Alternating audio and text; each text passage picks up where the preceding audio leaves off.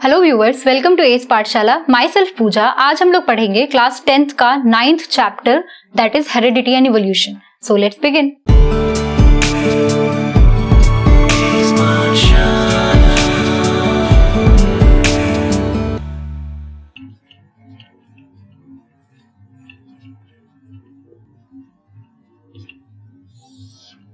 Monohybrid cross क्या होता है?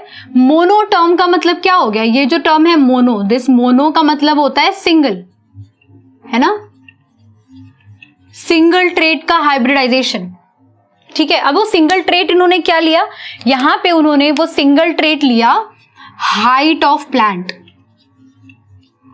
हाइट ऑफ प्लांट, इसको इन्होंने एज अ सिंगल ट्रेट लिया और उसको उन्होंने क्रॉस कराया। ठीक है, क्रॉस कराने का क्या मतलब? वो हाइट ऑफ प्लांट में इनके पास हमने क्या पढ़ा था? हाइट ऑफ प्लांट में हमारे पास हर जीन का अल्टरनेटिव फॉर्म्स होता है। हाइट ऑफ प्लांट में हमने बात की थी कि प्लांट या तो टॉल हो सकता है या फिर प्लांट ड्वार्फ हो सकता है। यही बात की थी हमने पिछली वीडियो में। टॉल के लिए हमने बोला था कि हमेशा हम जो कैपिटल अपर केस लेटर जो होगा उससे हम टॉल की यानी कि डोमिनेंट ट्रेट को डिनोट करेंगे और जो लोअर केस लेटर होगा उससे हम रेसेसिव ट्रेट को डिनोट करेंगे। तो टॉल प्लांट जो होता है या तो वो कैपिटल टी हो सकते हैं या फिर कैपिटल टी और स्मॉल टी हो सकते हैं, यानी एक न एक एलील जो होता है वो हमारा क्या होना चाहिए? अपर केस होना चाहिए या डोमिनेंट होना चाहिए। और ड्वार्फ में क्या है हमारा? दोनों का दोनों जो है वो लोअर केस होना चाहिए। यही था। तो इन्होंने क्या किया? इन्होंने सबसे पहले पेरेंट्स लिए। ठीक है, इसको हम बोलेंगे पेरेंटल जेनरेशन। ठीक है,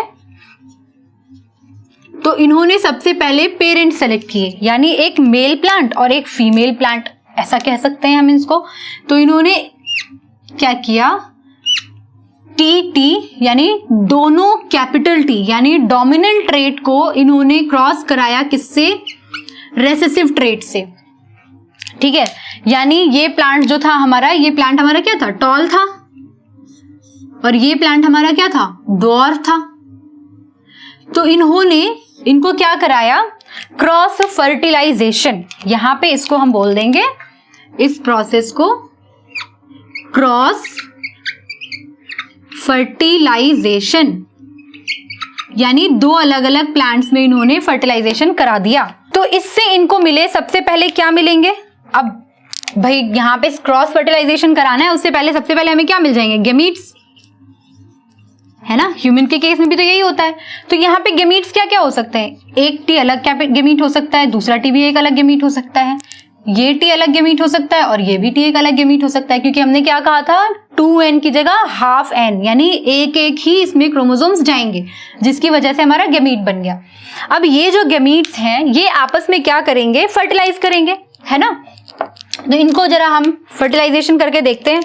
तो ये जो गेमीट है, ये चारों आपस में कैसे फर्टिलाइज करेंगे? या तो ये वाला इस वाले के साथ फर्टिलाइज कर जाएगा, या फिर ये वाला इस वाले के साथ, ये हो सकता है।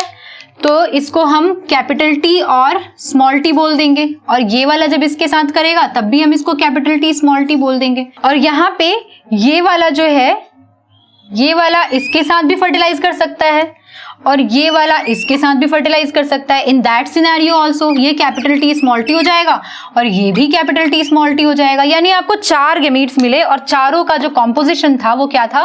कैपिटल टी और स्मॉल टी।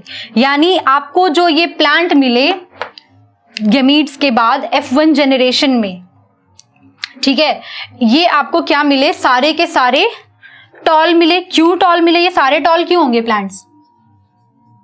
ये सारे प्लांट्स टॉल क्यों होंगे? क्योंकि यहां पे हमारे पास क्या है? यहां पे हमारे पास इन चारों ही सिचुएशन में क्या है? एक कैपिटल टी प्रेजेंट है ना। यानी जब भी डोमिनेंट ट्रेट प्रेजेंट होगा तो डोमिनेंट ट्रेट ही एक्सप्रेस होगा। यानी ये जो था ये क्या था? ये डोमिनेंट ट्रेट था, है ना। तो ये जो टॉल प्लांट है ये एक डोमिनेंट ट्रेट है। तो हमने यही डिस्कस किया था कि जो डोमिनेंट ट्रेट है उसकी प्रेजेंस में, यानी कैपिटल टी जब भी होगा तो वहां पे सिर्फ डोमिनेंट फीचर ही आएगा। तो डोमिनेंट फीचर यानी टॉल हो गया। और ड्वार्फ यानी कि ये जो है ये एक रेसेसिव ट्रेट है। ये सिर्फ तब एक्सप्रेस होगा जब कैपिटल वाला एब्सेंट रहेगा या डोमिनेंट वाला एब्सेंट रहेगा, यही पढ़ा था हमने। तो इसको इन्होंने बोल दिया, ये वाला जो इनको प्लांट्स से रिजल्ट मिला, इसको इन्होंने बोल दिया फर्स्ट फीलियल जेनरेशन। ठीक है, फर्स्ट फीलियल जनरेशन को इन्होंने शॉर्टकट में F1 जनरेशन भी बोला। ठीक है, तो ये F1 जनरेशन था। अब इसके बाद इन्होंने क्या कराया, इनको लगा कि अच्छा ठीक है, पहली बार जब मैंने कराया तो इनको जेनेटिक कॉन्स्टिट्यूशन तब नहीं पता था। इन्होंने सिर्फ देखा कि अच्छा मैंने जब टॉल और ड्वार्फ दो तरह के प्लांट्स को क्रॉस किया तो हमें क्या मिल रहा है, यहाँ पे हमें सारे प्लांट्स टॉल मिल रहे हैं। इट मीन्स कि जितने भी प्लांट्स थे वो सारे ये वाले मिले, ऐसा उनको लगा। उनको नहीं पता था कि यहाँ पे ये दोनों कंबाइन हो चुके हैं, कैपिटल टी और स्मॉल टी में कन्वर्ट हो चुके हैं। तो उनको लगा कि फिजिकल अपीयरेंस यानी फिनोटिपिक जो देखा उन्होंने तो यही देखा ना कि ये लंबे हैं प्लांट्स, छोटा कोई नहीं है। तो इन्होंने सोचा कि अच्छा अब क्या हो अगर मैं इनको क्रॉस करा दूं। तो इसके लिए इन्होंने क्या किया, इन्होंने दो प्लांट्स लिए यहां से, यानी एक कैपिटल टी और एक स्मॉल टी, और यहां से एक और कैपिटल टी और एक स्मॉल टी, दो को लेकर के इन्होंने क्रॉस करा दिया और इसको इन्होंने बोला सेल्फ फर्टिलाइजेशन। Self fertilisation. अब ये जो सेल्फ फर्टिलाइजेशन है इसको देखते हैं जरा। ठीक है, तो यहां पे हमने सेल्फ फर्टिलाइजेशन में क्या लिया है, एक कैपिटल टी लिया है, एक स्मॉल टी लिया है, इसको भी यहां पे भी एक कैपिटल और एक स्मॉल टी है। यहां के क्रॉसिंग से जो इनको रिजल्ट मिला इसको इन्होंने बोल दिया second filial generation. It means इसको इन्होंने शॉर्टकट में बोला F2 जनरेशन। ठीक है, तो इसको हम जरा समझने की कोशिश करते हैं मैथमेटिकल स्क्वायर्स के फॉर्म में। तो वो जो मैथमेटिकल स्क्वायर्स थे वो हमें किसने दिए थे, उस साइंटिस्ट का नाम था R.C. पुनेट। ये जो साइंटिस्ट थे ना, इन्होंने पुनेट स्क्वायर दिया था। तो ये पुनेट स्क्वायर क्या होता है, ये पुनेट स्क्वायर ये वाला स्क्वायर है जहां पे हम मैथमेटिकली कैलकुलेट करते हैं और इसको हम ऐसे डिनोट कर सकते हैं। ठीक है, तो इसको जरा देख लेते हैं एक बार कि यहाँ पे हुआ क्या। इन्होंने क्या किया, इन्होंने जब सेल्फिंग कराई तो इन्होंने, अब मान लीजिए एक साइड मेल है और एक साइड फीमेल है, से फॉर एग्जांपल, तो एक कैपिटल टी को यहां लिख दीजिए और एक स्मॉल टी को यहां लिख दीजिए। वैसे ही इसका एक कैपिटल टी यहां लिख दीजिए, एक स्मॉल टी यहां लिख दीजिए। ठीक है, अब देखिए इसको हम जरा क्रॉस करके देखते हैं। कैपिटल टी यानी यहाँ पे दोनों क्या होंगे, कैपिटल आ जाएंगे, कैपिटल टी स्मॉल टी। अच्छा, यहाँ पे ये और ये, आपको क्या लगता है अगर मैं स्मॉल टी पहले लिख देती और कैपिटल टी बाद में लिखती तो वो सही होता? नहीं होता, क्योंकि जब भी डोमिनेंट ट्रेट होता है ना प्रेजेंट, तो हम सबसे पहले डोमिनेंट वाला एलील ही लिखते हैं। ठीक है, ये एक यूनिवर्सल रूल है।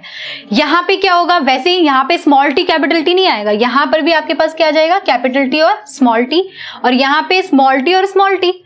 तो यानी कि इट्स वेरी सिंपल, फर्टिलाइजेशन होने के बाद आपको यहाँ पे क्या मिल रहा है, यहाँ पे आपको जो गेमीट्स मिले थे उससे आप जब कर रहे हैं फर्टिलाइज, तो आप देखिए कैपिटल टी स्मॉल टी, यहाँ पे कैपिटल टी स्मॉल टी।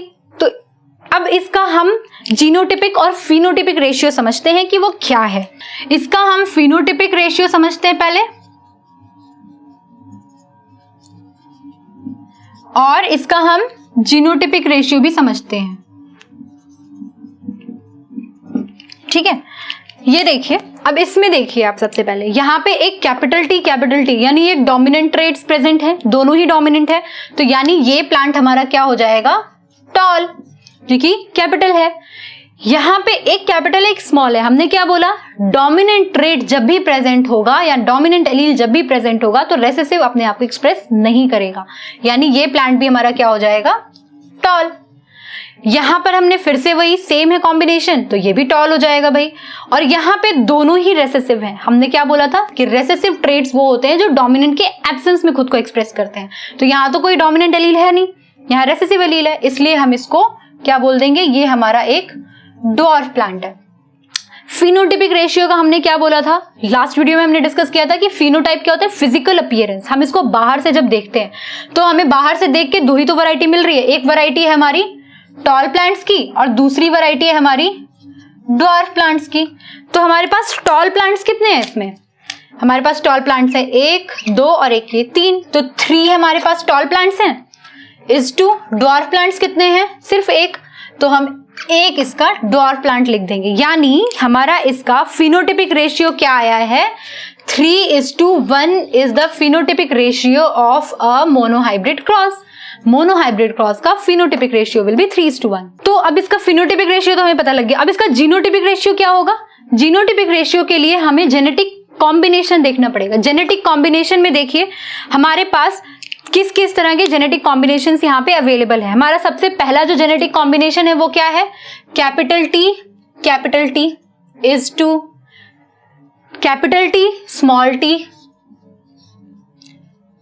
ये भी कैपिटल टी स्मॉल टी, यानी दूसरा जेनेटिक कॉम्बिनेशन हमारा यही हो गया। और लास्ट क्या है? स्मॉल टी, यानी 3 तरह के जेनेटिक कॉम्बिनेशंस हैं यहाँ पे हमारे पास। तो हमारे पास जो कैपिटल टी है वो कितने हैं? एक है सिर्फ, तो यहाँ पे हम 1 लिख देंगे। कैपिटल टी स्मॉल टी कितना है? एक ये हो गया, एक ये हो गया। हमारे पास कैपिटल टी स्मॉल टी कितने हो गए? 2 हो गए, तो इस 2 यहाँ पे हम इसको 2 लिख देंगे। फिर हम इस 2 स्मॉल टी कितने हैं हमारे पास? सिर्फ एक, तो ये हमारा 1 हो गया। दैट सजेस्ट कि हमारा genotypic ratio in case of monohybrid cross will be 1:2:1। Am I clear? Phenotypic ratio हमारा जैसा फिजिकली दिख रहा है, टॉल और डॉर्फ हो सकता है। जीनोटिपिक कौन कौन से टाइप के एलील्स प्रेजेंट हैं, किस कॉम्बिनेशन में? तो कैपिटल स्मॉल स्मॉल, तो उसके कॉम्बिनेशन की वजह से ये 1:2:1 है और फिनोटाइप हमारा 3:1 है। आई होप आपको ये वीडियो बहुत अच्छे से क्लियर रही होगी, but still if you have any query, any question, please drop them in the comment box. Till then all the best, bye bye.